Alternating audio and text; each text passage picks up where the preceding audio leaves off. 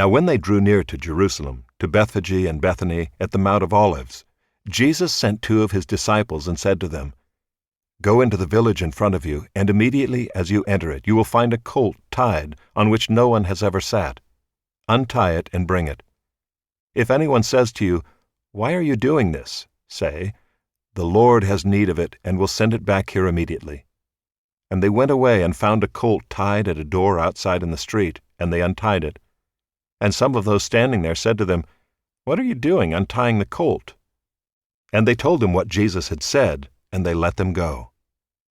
And they brought the colt to Jesus, and threw their cloaks on it, and he sat on it. And many spread their cloaks on the road, and others spread leafy branches that they had cut from the fields. And those who went before and those who followed were shouting, "Hosanna!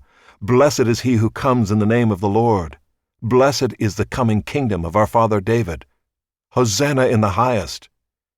And he entered Jerusalem and went into the temple. And when he had looked around at everything, as it was already late, he went out to Bethany with the 12. On the following day when they came from Bethany, he was hungry. And seeing in the distance a fig tree in leaf, he went to see if he could find anything on it. When he came to it, he found nothing but leaves, for it was not the season for figs.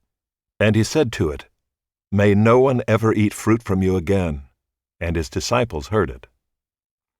And they came to Jerusalem, and he entered the temple and began to drive out those who sold and those who bought in the temple, and he overturned the tables of the money changers and the seats of those who sold pigeons. And he would not allow anyone to carry anything through the temple. And he was teaching them and saying to them, "Is it not written, 'My house shall be called a house of prayer for all the nations'? But you have made it a den of robbers." And the chief priests and the scribes heard it, and were seeking a way to destroy him, for they feared him, because all the crowd was astonished at his teaching. And when evening came, they went out of the city. As they passed by in the morning, they saw the fig tree withered away to its roots. And Peter remembered and said to him, "Rabbi, look, the fig tree that you cursed has withered." And Jesus answered them, "Have faith in God. Truly I say to you, whoever says to this mountain, 'Be taken up and thrown into the sea,' and does not doubt in his heart, but believes that what he says will come to pass, it will be done for him.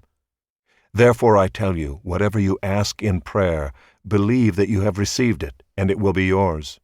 And whenever you stand praying, forgive, if you have anything against anyone, so that your Father also who is in heaven may forgive you your trespasses." And they came again to Jerusalem. And as he was walking in the temple, the chief priests and the scribes and the elders came to him, and they said to him, "By what authority are you doing these things, or who gave you this authority to do them?" Jesus said to them, "I will ask you one question. Answer me, and I will tell you by what authority I do these things. Was the baptism of John from heaven or from man? Answer me." And they discussed it with one another, saying, "If we say from heaven, he will say, 'Why then did you not believe him?' But shall we say from man?" They were afraid of the people, for they all held that John really was a prophet. So they answered Jesus, "We do not know."